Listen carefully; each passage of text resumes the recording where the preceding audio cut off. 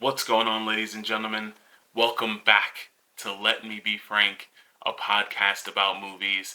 I am your host, Frank, and today we are talking the Netflix original Don't Move, which sits at a delicious runtime of 1 hour and 33 minutes because as adults, we got other things to do. But, ladies and gentlemen, before we get into this film, I would like to thank you for being here. Thank you for giving me your time.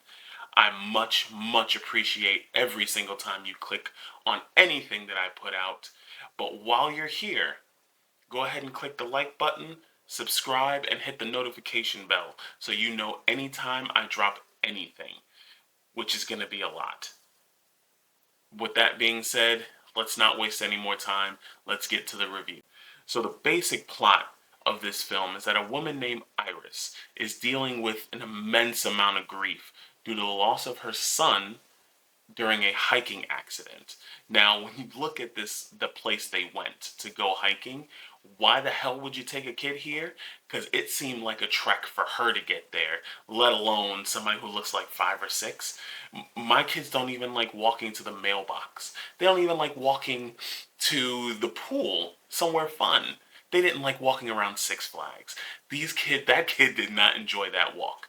Anyway, they end up losing the kid tragically. She's stricken with grief, so she returns to that spot to take her own life. But right before she's able to do it, she's talked literally off the ledge by a man named Richard with his own tale of how he lost his child. So they connect very quickly, and she decides to give life one more day. Except Richard then abducts her while she's trying to get into her car. Yeah, out of the frying pan and into the hands of a psychopath. He then gives her an injection which will slowly start to shut her body down in about 20 minutes. And he says that's to, and this is a quote, make things easier for both of us. That is probably the creepiest, disgustingest thing. I know that's not a word. It's one of the most disgusting things I've heard in a movie this year. So, the rest of the film is just about her fight for survival. Now, what I will tell you about this movie is that it does not pull any punches. This movie starts fast and it keeps going all the way to the end. I really like this movie. So, first of all, the initial plot that I just told you about, absolutely diabolical. You find someone who's about to end their own life, you save them only to then kidnap them with the intention of killing them. Like, just think about that mentality.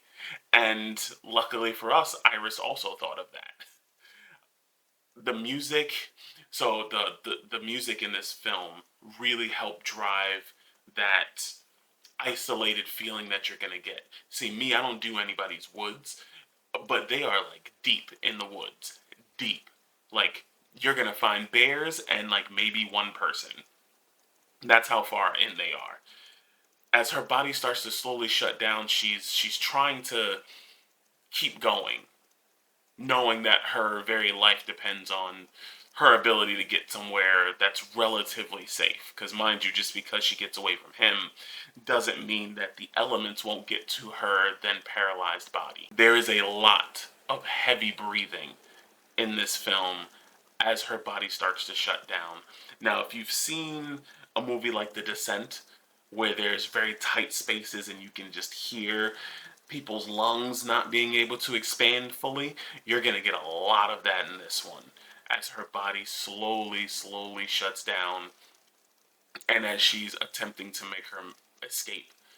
This movie, so there is going to be this little mid-movie twist that's going to excite everyone and it adds to the drama. This movie is really about time. It boils down to just time and the will to survive and hoping that everything that you need to work out works out. I'm giving this movie an 8 out of 10. I know I'm probably jumping the gun on the rating, but this movie was really good. I highly encourage you to go out and see this. It's on Netflix right now. I understand Netflix has given us awful films like the Texas Chainsaw Massacre, which I have not forgotten. Netflix, don't do that again. But ladies and gentlemen, I highly encourage you to go out and watch this film. And that is going to be it for this one. I really don't want to say too much because I don't want to spoil the movie for you. Go and watch it. Maybe I'll do a long form content one day. Until then, stay up, y'all.